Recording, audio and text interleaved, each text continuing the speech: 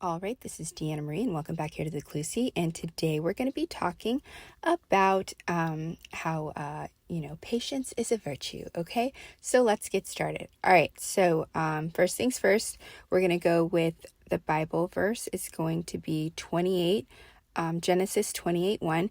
That is a specific word for somebody.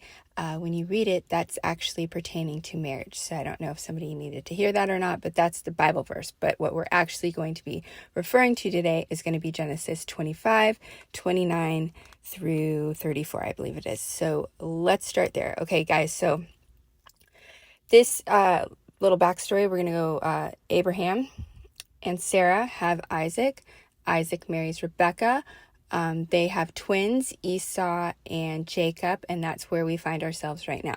Now, Esau should be getting the birthright. Now, what's the big deal with the birthright?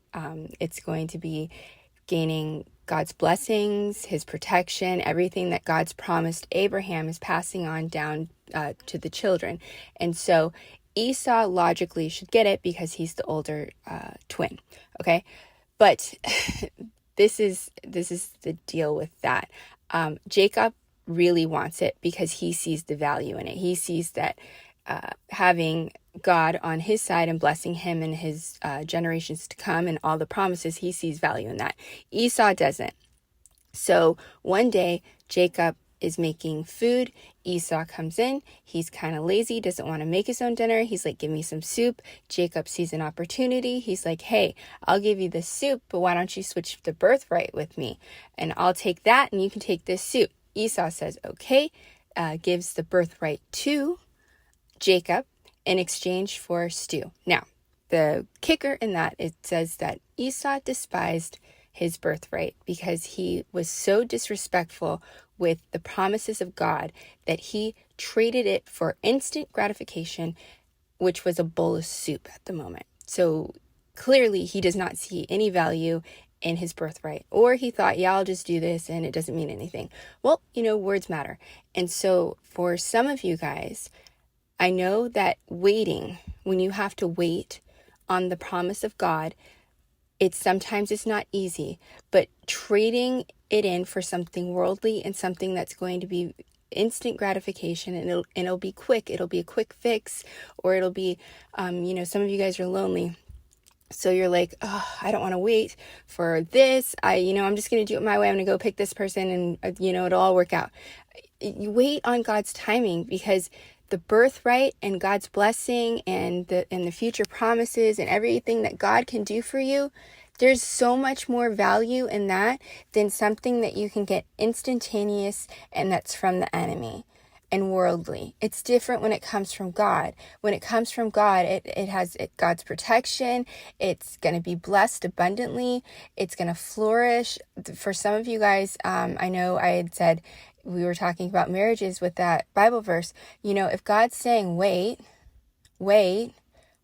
there's something that he can see. There's some important thing that he can see that is really, really going to be valuable for you and this person. There's a reason that there's this time period of waiting that you have to go through.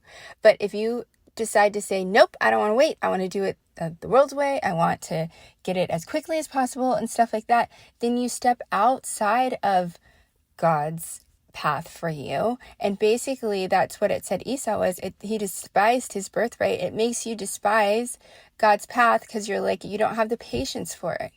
Just have patience. It's coming, I promise. It could come tomorrow. It could come in a year.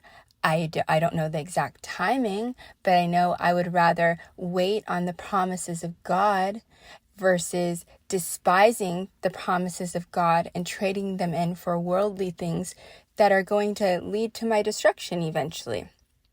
Esau makes that exchange, and then he starts, marrying a bunch of different women, and he's doing this over there. And like all of the stuff that he creates, the chaos brings, I think it says, it makes his parents sad. It brings chaos to the household. His decisions do that.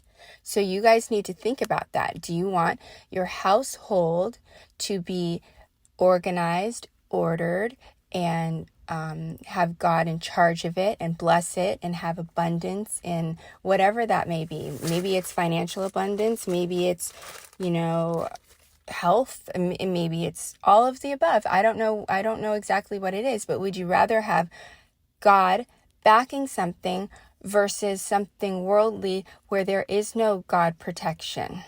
Remember, I always talk about that. God doesn't bless mess.